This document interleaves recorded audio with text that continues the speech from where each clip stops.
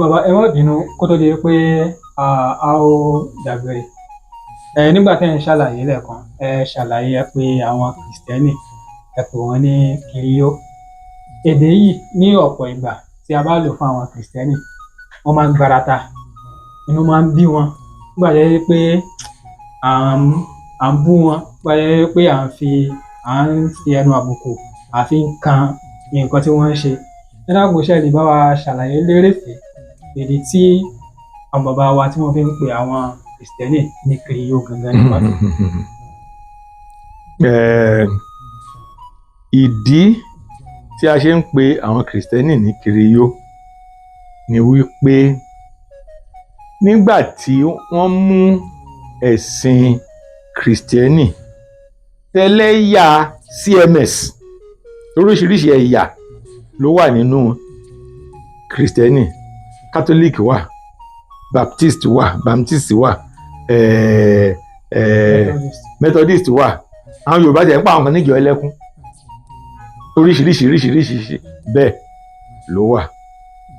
Èyí tó kọ́kọ́ wọ ilẹ̀ Yorùbá, Methodist ni ló kọ́kọ́ wọlé Yorùbá tó gba Badagry wọlé.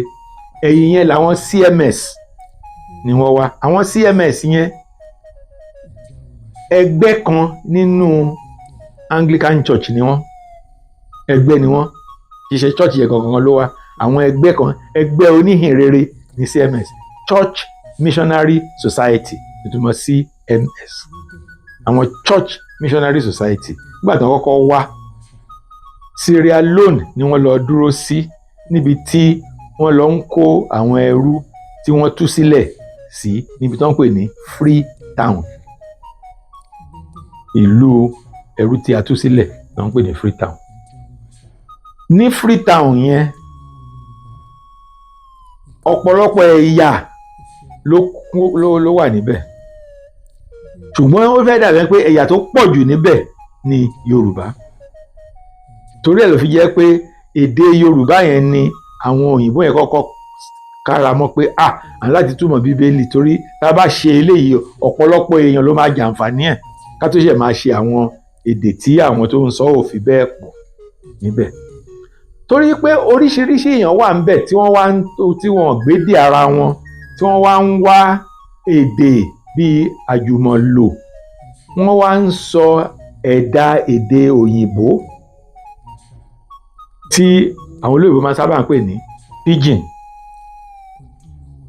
Ìyẹn jẹ́ ẹ̀dà tí èèyàn bá ń sọ èdè kan tí èèyàn ò sọ ní àsọtọ́ ni wọ́n máa ń pè èdè yẹn ní pidgin. Ṣùgbọ́n èdè tó ń pè ní pidgin yẹn, wọ́n á máa fojú wò, wọ́n á máa fẹnu táńbẹ́lú ẹ̀, wọ́n á máa fojú tẹ́ńbẹ́lú ẹ̀. Ó bá dẹ̀ wá yá, á wá di pé àwọn kan ó máa jẹ́ pé wọn ò máa gbédè míì lẹ́yìn yẹn mọ́. Nígbà tí wọ́n bí ọmọ nílùú ìlú yẹn, èdè tó gbọ́ náà ni èdè táwọn kan ń pè ní pidgin yẹn. Nínú ìlànà ẹ̀dá èdè àti ìmọ̀ èdè, tí èdè kan tá à ń fojú pidgin wò tó bá ti di èyí tó jẹ́ pé ẹnìkan bímọ ẹ̀, pidgin yẹn ló bẹ̀rẹ̀ sí ní sọ sí, tó dẹ̀ pé èdè yẹn nìkan náà lọ́mọ yẹn gbọ́, kò dẹ̀ gbédè míì mọ́. Èdè yẹn ti kúrò ní pidgin, ó ti di Creole. Creole Creole.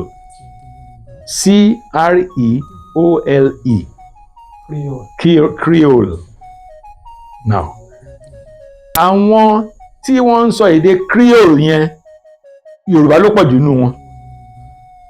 Tá a bá mú òwe Creole mẹ́ta, kákàn mú òwe Creole mẹ́ta, bá a rí i pé ìwé Yorùbá ni ó ní you this boy dey tell you ọkọ̀ no dey long pass im master o.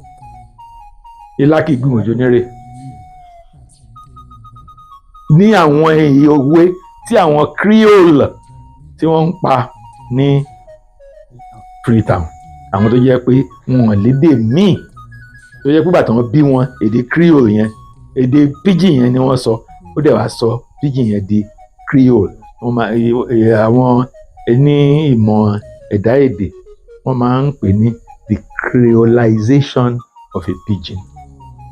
Torí náà ọ̀pọ̀lọpọ̀ àwọn Yorùbá tí àwọn ìgbà kan ní Sierra Leone, àwọn Yorùbá wọ́n parapọ̀, wọ́n dáwó, wọ́n ra ọkọ̀ ojú omi, wọ́n láwọn fẹ́ mú ẹ̀sìn kìrìsìtẹ́nì wá sí ibi táwọn fi sílẹ̀, wọ́n wá sílé, wọ́n wá ṣe ìtànkálẹ̀ ìhìn rere. Ọ̀pọ̀lọpọ̀ àwọn tó máa sọ pé òyìnbó ló mú Christianity, ìdajì àbọ̀ ìmọ̀ ni. Àwọn èèyàn wa ló lọ sí Mali tí wọ́n lọ mú ẹ̀sìn Mali wá tá à ń pè ní ẹ̀sìn Mali. Ìyẹn àwọn mùsùlùmí. Àwọn èèyàn wa náà ló kóra wọn láti Sierra Leone pé àwọn mú ẹ̀sìn Christianity wá sí ìlú àwọn. Tí wọ́n bá ṣe dédé, àwọn òyìnbó tí wọ́n bá dé, wọ́n kọ́ jókòó sí Badagry. Tó bá ṣe díẹ̀ bóyá wọ́n á dá Abẹ́òkúta, pàtó yá wọ́n bẹ̀rẹ̀ sí ní lọ sékòó, wọ́n bẹ̀rẹ̀ sí ní wá sí Ìbàdàn, David Indra nǹkan.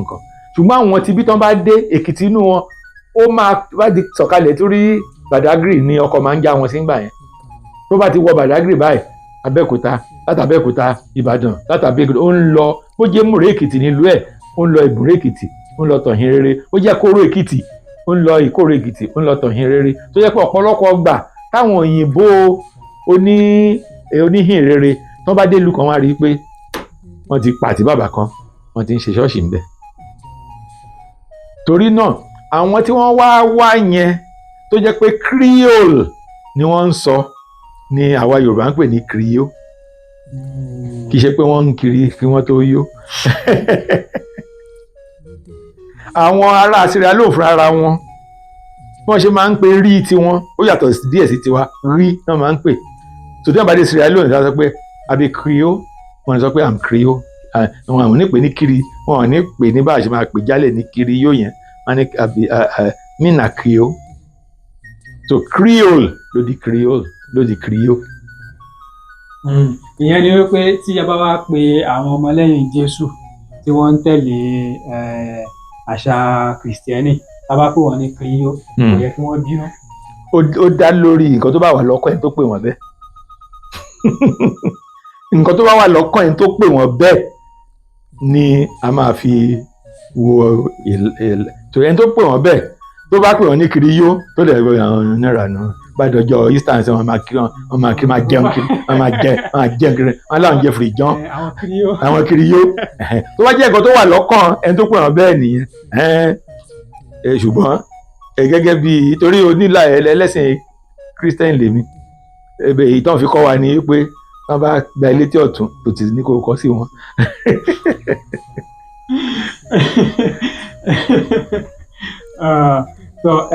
Ẹ ṣe lọ́pọ̀lọpọ̀ bàbá ọ̀mọ̀wé, a dúpẹ́ fún ìmọ́lẹ̀ tẹ́ tí bàbá ta sí ọ̀rọ̀ yìí.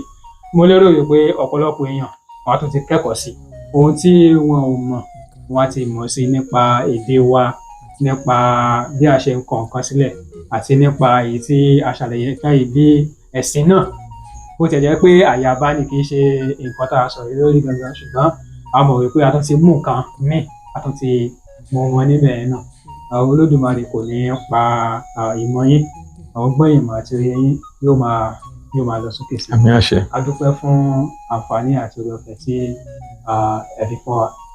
Ẹ má jẹ́ kí a tún máa gba àsìkò yín mọ́, tí àwọn kan yóò bá tó wà tí a máa sọ. àwọn máa kàn sí. Ẹ̀yin lẹ kú ìyànjú, a máa ju yín ṣe. Ẹ ṣeun púpọ̀. Tó ẹ̀yin èèyàn wa nílé, ìyá yín ni a ti dáni dúró fún tóní. Tó bá dìgbà míì a tó máa pàdé. Fún ẹ̀yin tí bá ẹ̀ṣẹ̀ bá wá pàdé fún báwọn kọ́, ẹ gbìyànjú kí ẹ tẹ̀lé wa kájọ máa gbé àṣà, ìṣe àti èdè Yorùbá kájọ máa gbéga, kájọ máa gbé lárugẹ. Kó má bàa bàjẹ́, ó dọwọ́ yín, ó dọwọ́ mi, ó dọwọ́ gbogbo wa. Tó ó dìgbà kan náà. Ojúlówó Yorùbá, ìkànnì àṣà, ìṣe àti èdè Yorùbá.